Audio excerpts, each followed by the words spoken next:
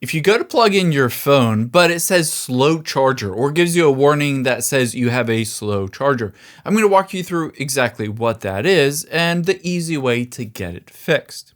Now, it'll look something like this. You can see on here it says 37% charged, but it gives you a warning, slow charger.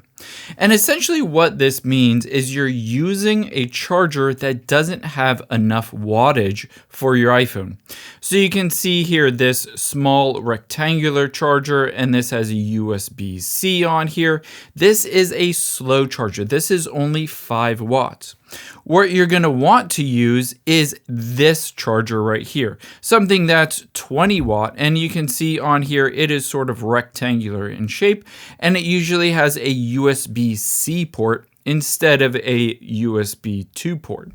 You can see this is what you want. It's only $19 from Apple. Essentially buy that and it should fix the issue.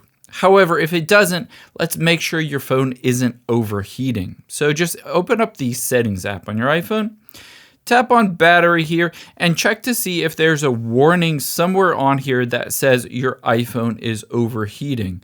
You can also go into charging here, as well as going into battery health and making sure everything looks okay on here, because again, you could be getting that message if your iPhone is overheating and you just need to cool it down for a little bit.